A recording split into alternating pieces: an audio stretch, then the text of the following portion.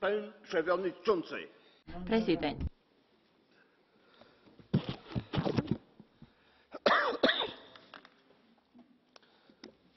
Witam Państwa bardzo serdecznie. Wznawiam posiedzenie. Protokół wczorajszego posiedzenia oraz teksty przyjęte są już dostępne. Pierwszym punktem porządku obrad są debaty nad przypadkami łamania praw człowieka, zasad demokracji i państwa prawa. Pierwszym punktem porządku obrad są obywatele Unii Europejskiej, w szczególności włoscy, estońscy i brytyjscy, przetrzymywani w Indiach. Bardzo proszę o zabranie głosu naszych kolegów, autorów sprawozdawców projektu rezolucji. Jako pierwszy pan poseł Indrek Tarand. 2 minuty, bardzo proszę. Mr. President. Aitäh, president.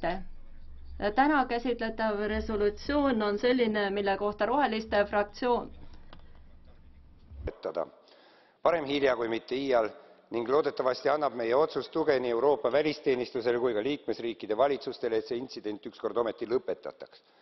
Rohelised olid ainsad, kes algusest peale ei hakanud Seaman Guard Ohio juhtumit seostama Itaalia mereväelaste juhtumiga, olles veendumusel, et lõppkokkuvõttes ei aita erinevate juhtumite seostamine kedagi, pigem tekitab lisaprobleeme. Mul on hea meel, et Eesti saadikud EPP ja ALDE rühmades said sellest tõsiasjast viimaks aru. Ning ma tänan eriliselt kolleege Itaaliast, Lara Comi, Massimo Castaldo ja Antonio Panzeri, kes mõistsid roheliste seisukohti ja võtsid neid arvesse. Kinnitan, et omakorda võivad nemad loota minu toetusele, kui Itaalia mereväelaste probleem parlamendi ette kerkib. Ja tänan ka India delegatsiooni juhti Geoffrey Van Ordenit, kes oma ametiga seonduvalt igati aktiivselt probleemile lahendust on otsinud ning Nirj Teevat abi eest info hankimisel Indiast. Eeltoodud põhjustel ei ühinenud rohelised kompromissresolutsiooniga, vaid paluksid hääletusele jätta ka enda teksti, mis on vaba asjatutest kiidusõnadest India kohtusüsteemi erilisuse suhtes. Selliseid fraase paraku ühisresolutsioonis leidub. Meie siin parlamendis ei ole diplomaatilises teenistuses, kus teatud juhtudel viisakusfraasid ja meelitaminegi on asjakohased. Meie resolutsioonid peavad sedastama tõsiasju, muidu pole neil soovitud mõju. Mis puutub ühisresolutsiooni punkti 2, siis see on lihtsalt naljakas. India on 1,2 miljardi elanikuga riik, Eestis on elanikke 1,2 miljonit. Ja meie 14 laevakaitsjat ei saa kuidagi põhjustada ohtu nii suurele riigile. Vangide vahetuse terminites tähendaks, et Eesti peaks arreteerima 14 000 India kodanikku. Sestap ma kutsuks kolleege üles olema poolt esimesena hääletusele mineva teksti suhtes. See on vana ja läbikaalutud tekst, millel võib olla positiivne mõju olukorra lahendamiseks. Ning ma kutsuksin ka üles mõtlema sellele, et Briti ja Eesti laevakaitsjad on ennekõike inimesed, kellede vabaks saamine ja koju jõudmine on palju olulisem kui üks või teine tekst. Dziękuję, panie pośle. Pan poseł Mario Borghezio. Suur tänu. Järgnevalt härra Borghezio, palun. Suur tänu teile. Ma tahaksin tänada ka oma fraktsiooni. Minu fraktsioon toetas resolutsiooni, kus on kirjas, et väga oluline küsimus Itaalia suhtes tuleb lahendada. Nimelt on tegemist laevakaitsjatega 2 itaallasega, üks nendest on endiselt vangistatud ja praegu ootame me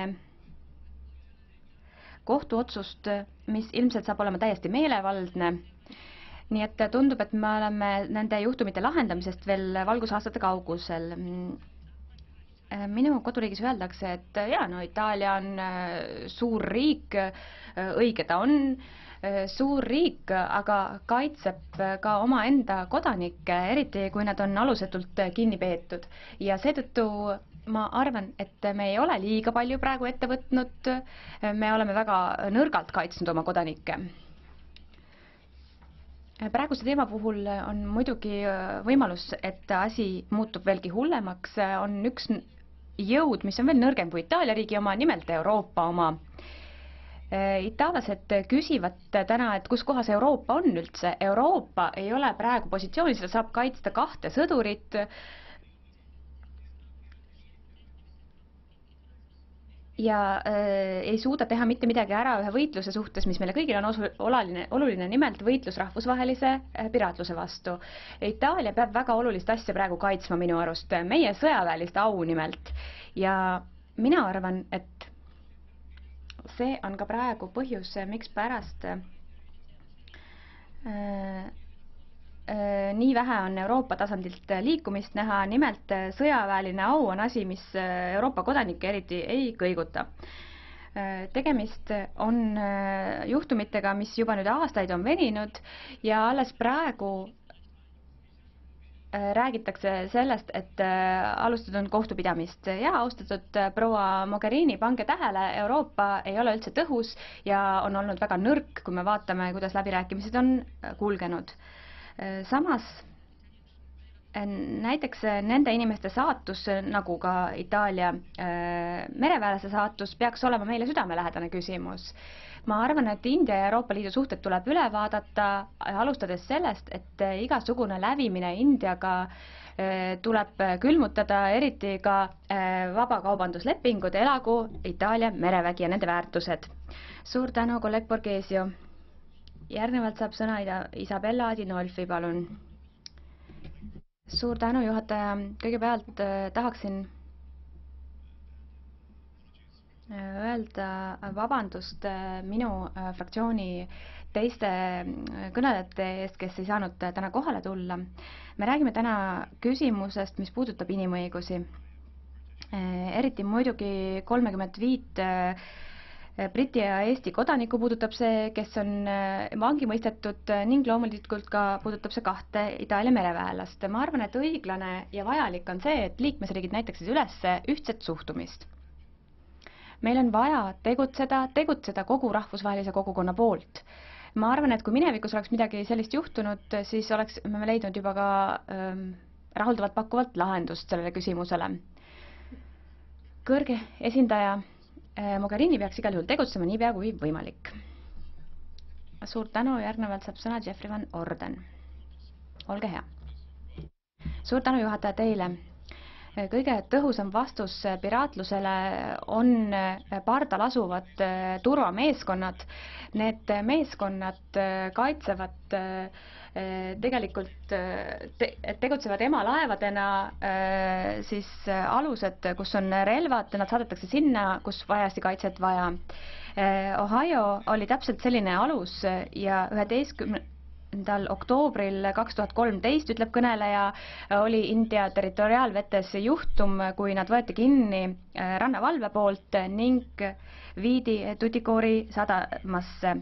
Sealt edasi 35 meeskonnaliiget, sealhulgas 14 Eesti ja 6 Briti kodanikku, neile esitati süüdistus ning nad on selle resolutsiooni peamiseks teemaks.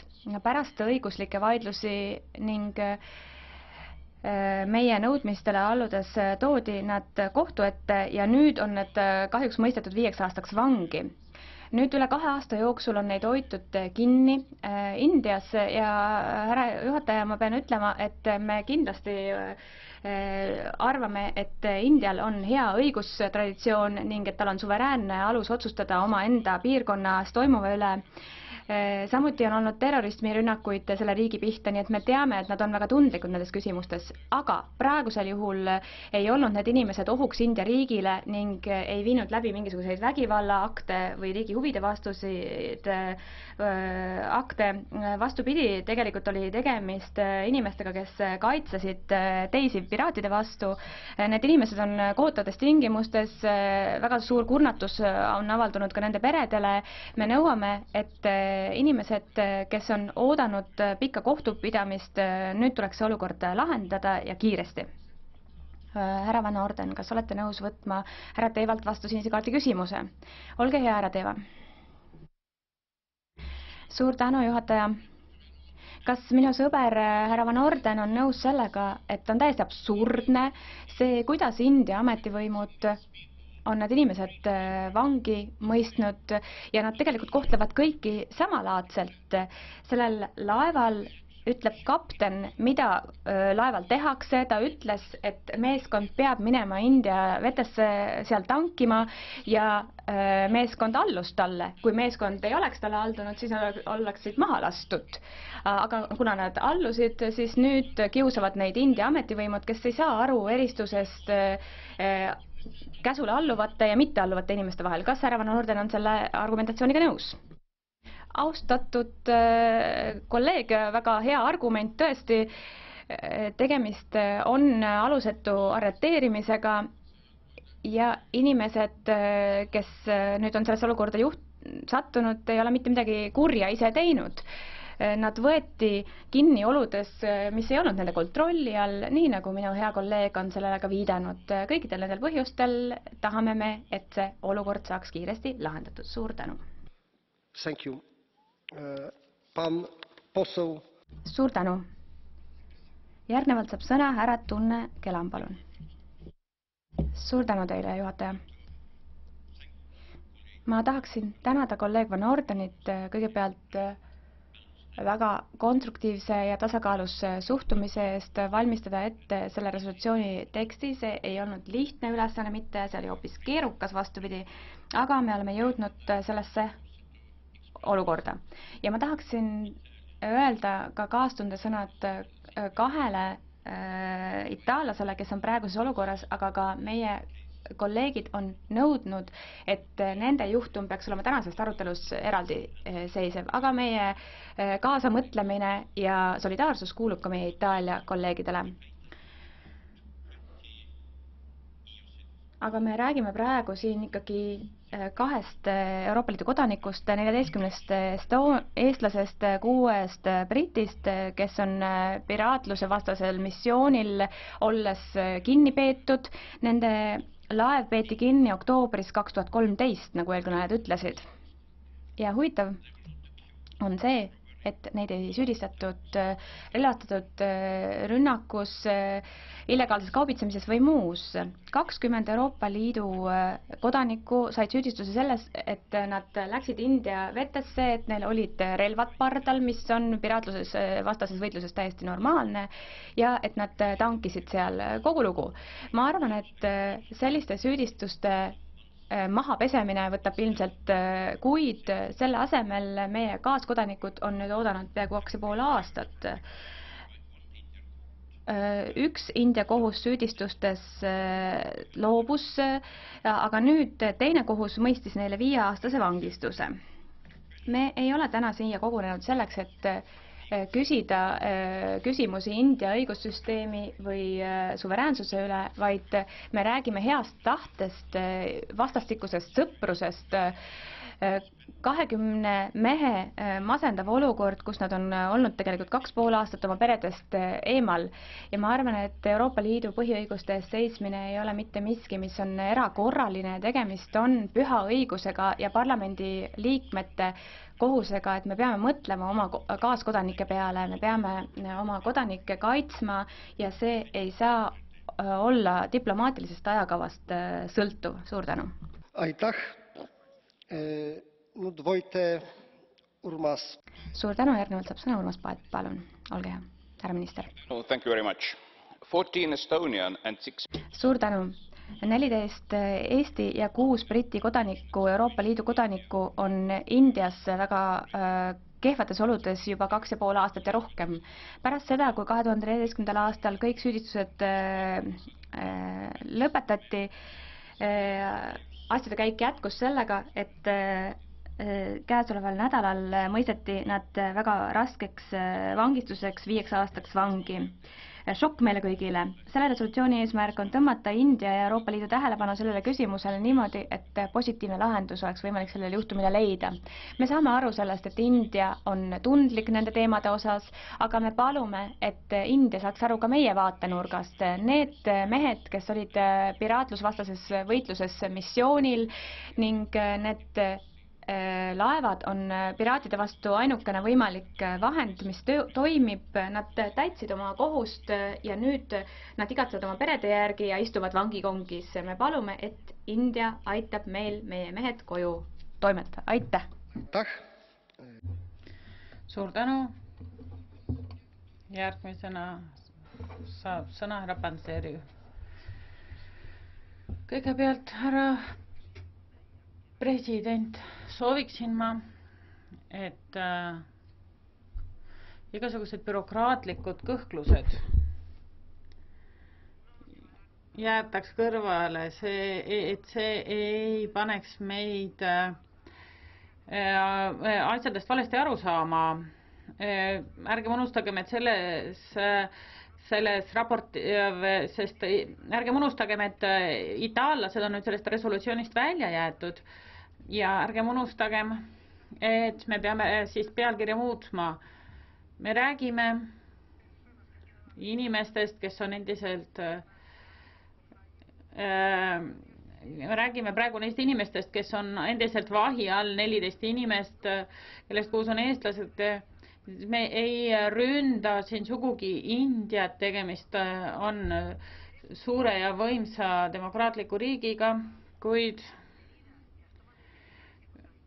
pärast kõiki neid vastuolulisi otsuseid saaks ometi neid inimesi inimlikult kohelda, kes on nii kaua seal kinni peetud olnud. Tegemist on Euroopa Liidu kodanikega ja me soovime, et need probleemid võimalikult kiiresti lahendataks. Suur tänu. Järgmine kõneleja on härra Boltšak. Fraktsioonide esindajad saavad sõna. Härra Boltšak. Suur tänu selle eest, et te mulle sõna annate. Olen täiesti veendunud selles, võttes arvesse, millist informatsiooni meile on jagatud, et nende Euroopa Liidu kodanike meremeeste kinnipidamine ei ole India jaoks sugugi mitte julgeoleku küsimus ning see probleem peaks olema juba ammu lahendatud. Olukord on aktsepteerimatu ning see on vastuolus Euroopa Liidu tegevusele. Ärge unustagem, et 2007–2013 aastani pühendas Euroopa Liit India arenguabile just nimelt tervishoiusüsteemi toetuseks 47 miljonit eurot ja veelgi enam. Nii et seda tuleb samuti arvesse võtta. Ma olen veendunud selles, et me ei tohiks toetada selliseid riike, kus Euroopa Liidu kodanikke sellisel viisil koheldakse. Suur tänu. Järgmisena saab sotsiaaldemokraatide nimel sõna proua Lauristin. Aitäh, härra eesistuja, komisjonär, kolleegid. Mul on tõepoolest hea meel, et kõik grupid on täna üksmeelselt otsustanud olla solidaarsed nende meremeestega, kelle saatus teeb palju muret praegu kõigile Eesti inimestele, samuti nagu mitte ainult Eesti kodanike saatus, vaid ka Itaalia ja Briti kodanike saatus. Me räägime palju solidaarsusest, räägime solidaarsusest Euroopa Liidu liikmete vahel, räägime solidaarsusest suurtes asjades, kuid solidaarsus on usutav ainult siis, kui ta kehtib ka kõige konkreetsema iga üksiku inimese tasandil. See otsus, mida me täna teeme, see on tegelikult väga paljus ka sümboolse väärtusega. See näitab, et iga Euroopa Liidu kodanik saab uskuda Euroopa Liitu kui solidaarsuse kaitsjasse, saab uskuda ka sellesse, et iga Euroopa Liidu kodanik on võrdne ja võrdselt väärt Euroopa Liidu kaitset. Aitäh. On behalf ECR. Suur tänu, ECR-i nimel saab sõna härra Deva 1 minutiks. Suur tänu teile, härra president. Tahaksin leebelt, et juhtida tähelepanu selle, et meil pole kvoorumit koos, et sellist arutelu pidada. Kuid vastuseks härra Van Ordeni kõnele ma tahaksin öelda, et see, mis Indias on toimunud, on pisut nagu õiguse moonutamine ning kasu oleks sellest, kui ma aitaks Indial kaasajastada kohtusüsteemi. 2 aasta jooksul on need inimesed olnud, kes, kui nad ei ole vanglas olnud, on nad olnud kautsjoni vastu vabastatud, neil pole sõntigi raha olnud, mõnel on neist tervis väga halb. India õigussüsteem ägab kogu oma kaasuste juhtude all. Ei ole võimalik, et ühes demokraatlikus riigis on selline õigussüsteem, mis absoluutselt ei toimi. Kui meie saame midagi teha, et Indiat aidata, Indial kaasajastada oma õigussüsteemi, siis peame me seda tegema. Aitäh. Thank you. Suur tänu ja ALDE fraktsiooni nimel proua Yana Toom, palun. Thank you, Chair. Raskused, millega Eesti ja teiste riikide meremehed on pidanud silmitsi seisma, näitavad selgelt, et arengumaal võib sellisesse keerulisse olukorda sattuda iga eurooplane.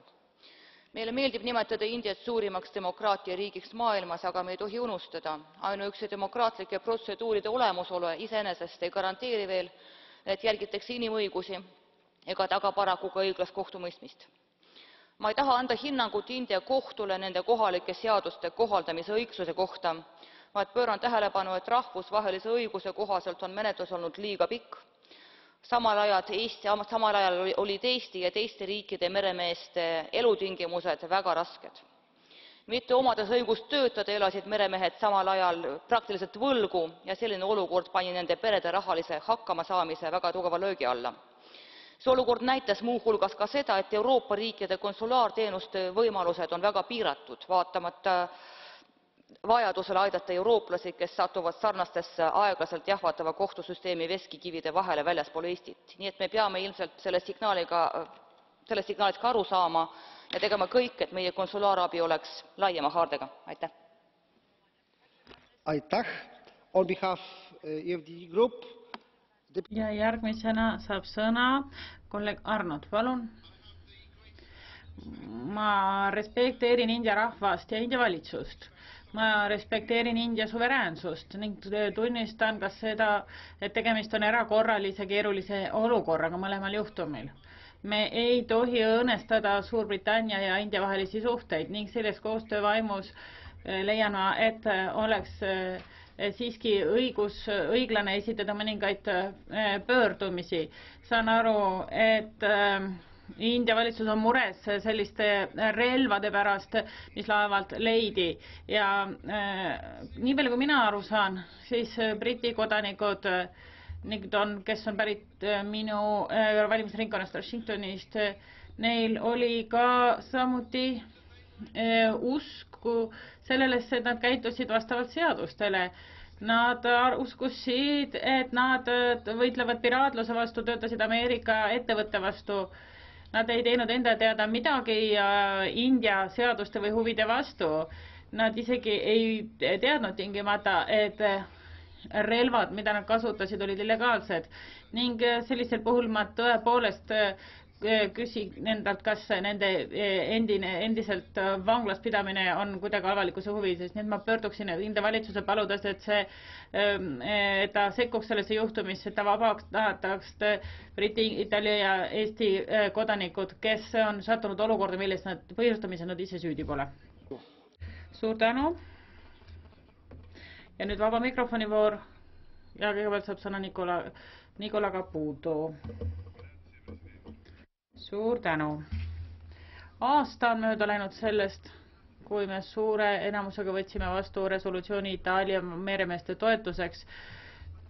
Nad sattusid Indiasse 2012. aastal ja nende lubaine pole endiselt lõppenud.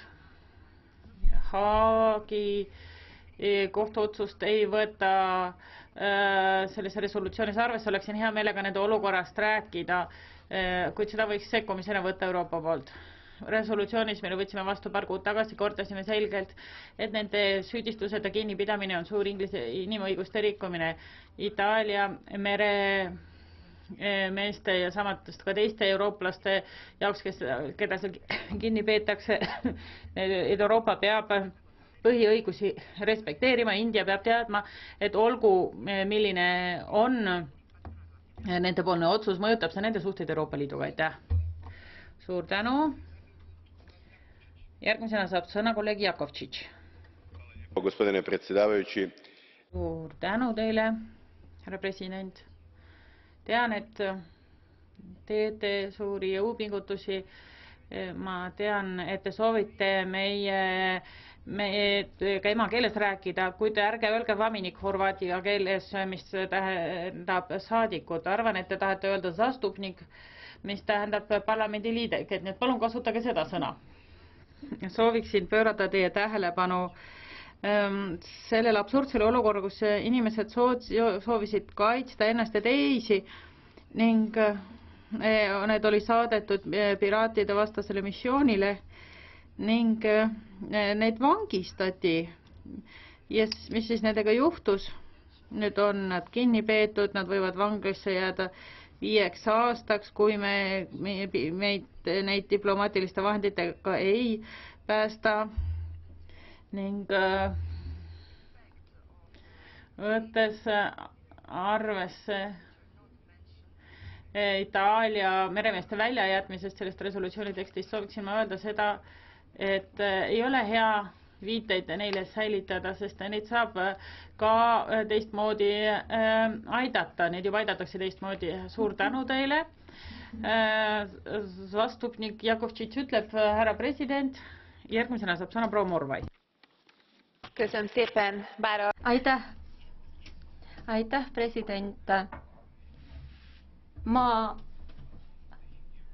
olen siin küll euroskeptiline saadik, aga kriminaalõigusega tegeleva juristina on mul väga hea meel selle üle, et kui Euroopa kodanik tõesti on sattunud vanglasse kolmandas riigis, mis asub kaugel Euroopast, siis Euroopa Liit üritab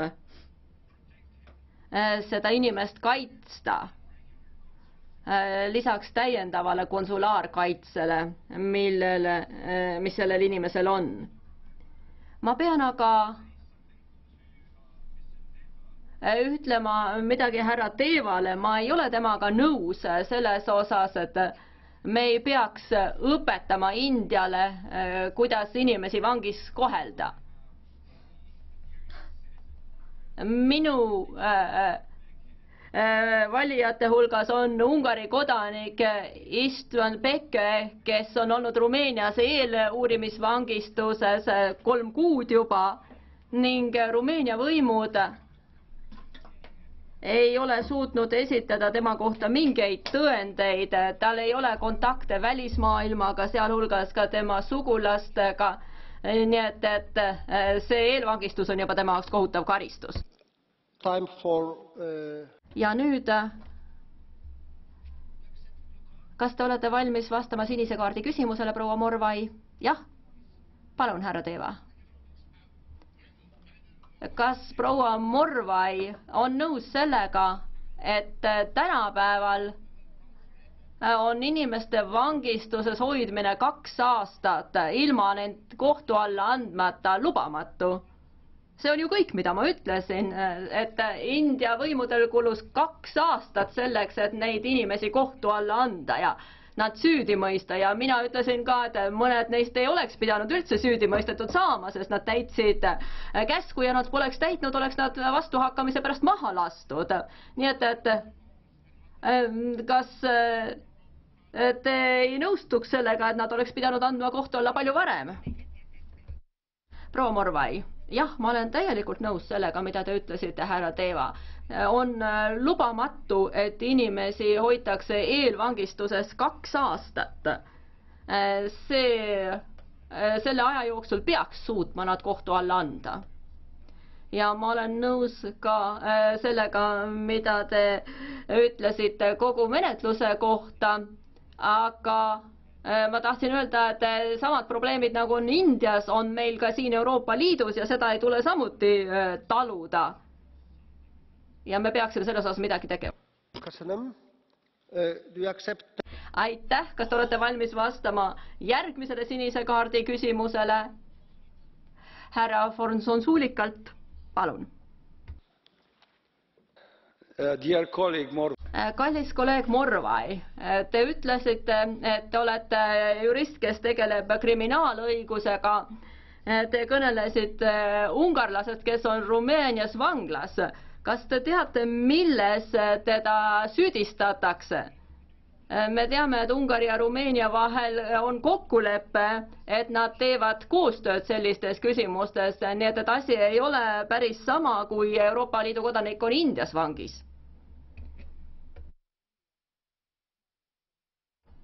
Jah, ma olen täiesti teadlik sellest, et Ungari kodanikku süüdistatakse soovis toime panna terroritegusid. Tegemist on väga tõsiste süüdistustega ning teda on kinni peetud nüüd juba 3 kuud ning Rumeenia võimud ei ole suutnud esitada tema vastu mingeid tõendeid. Ja vaatamata sellele, kui tõsine on süüdistus, peaks Euroopas siiski kinni peetud inimesel olema õigus säilitada kontakt oma perekonnaga, sest et eeluurimisvangistus ei ole ju osa karistusest. Ja nüüd saab sõna volinik Mimica. Palun. Aitäh, lugupeetud president. Tahaksin teid kõiki tänada selle panuse eest, mida te andsite sellesse arutellu, mille tulemuseks on tänane Euroopa Parlamendi resolutsioon. Me jagame seda muret, mida paljud teie hulgast väljendasid. 2 aastat ebakindlust on kõigi osaliste agooniat suurendanud. Me oleme väga tähelepanelikult jälginud Eesti ja Ühendkuningriigi laevakaitsjate juhtumid. Oleme olnud kontaktis Ühendkuningriigi ja Eesti võimudega, sest tegemist on ju Euroopa Liidu kodanike kaitsmisega. Me oleme sellele juhtumile korduvalt tähelepanu juhtinud, kõneldes oma India partneritega. Oleme seda teinud just nimelt viimastel kuudel. See juhtum mõjutab negatiivselt ülemaailmset võitlust piraatlusega. Praegusel hetkel peaks rahvusvaheline üldsus just nimelt tugevdama seda koostööd ning astuma ühiselt vastu ka uutele ohtudele. Me saime hiljuti teada, et Tamil Nadu kohus mõistis laevakaitsjad 5 aastaks vangi ja nad peavad maksma ka trahvi. Seega pöörati ümber madalama astme kohtu õigeks mõistev otsus. Me teame, et nad kaaluvad praegu, kas kohtuotsus edasi kaevata. Tegemist oli meie jaoks täiesti ootamatu asjade käiguga ja tahaksin rääkida sellest, mida ütles Eesti välisminister proua Marina Kaljurand. Inimlikust vaatevinklis ma loomulikult lootsin, et sellel kohtuprotsessil on positiivne tulemus, aga vaatamata kohtuotsusest jätkame tegutsemist selle nimel, et need mehed saaksid koju tagasi tulla. Lahendus tuleb leida nii kiiresti kui võimalik ning meie oleme jätkuvalt kontaktis Ühendkuningriikide ja Eesti võimudega, kui on käimas siis selle kohtuasja järgnevad etapid ning mis puudutab 2 Itaalia mereväelase juhtumit, siis me austame loomulikult Euroopa Parlamendi resolutsiooni sisu, mis täna hääletusele läheb. Tahaksin siiski korrata, et lahendus tuleb ka siin leida nii kiiresti kui võimalik. Euroopa Liit on sellele teemale viimase 4 aasta jooksul pidevalt tähelepanu juhtinud kohtades India partneritega ja meie sõnum on alati olnud sama. Me oleme toetanud kiiret ja kõigile osapooltele rahuldavat lahendust, mis austab rahvusvahelist õigust. rahvusvahelisest õigusest kinnipidamine tähendab mitte ainult ÜRO mereõiguse konventsiooni austamist, vaid ka ÜRO inimõiguste konventsioonidest kinnipidamist.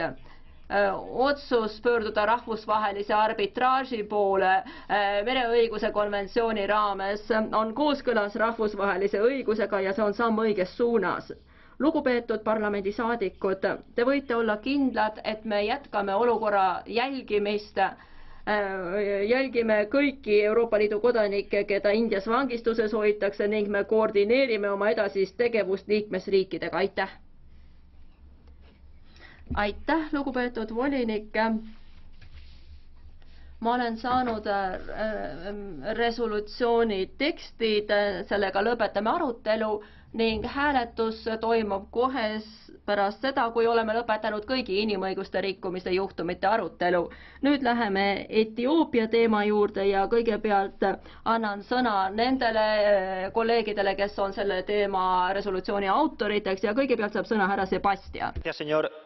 Suur tänu teile, härra president. Kõigepealt sooviksin, et me väljendaks seda suurt rahulolu selle üle, kui üksmeelselt me selle resolutsiooni koostasime. Tegemist on väga pika ja keerulise resolutsiooniga, see on aga vältimatu, kui räägime Etioopiast. Siin on üks selge punkt, millest peame siin rääkima ja see puudutab valitsuse poolset represseerimist, rahumeelsete meeleavaldajate vastu, talupidajate, põllumeeste vastu, kes soovisid võidelda Addis Abeba laiendamise vastu, sest see võimaldas nende elustiili äärmiselt tugevalt ning meeleavaldused suriti jõhkralt maha ja rikuti räigelt inimõigusi, põhjustades umbes 140 hukkunut. See ongi see kiireloomuline punkt, mis meid siia täna tõi ning samas on vaja asi ka konteksti panna, tuleb rääkida ka sellest, mis Etioopias tegelikult toimub.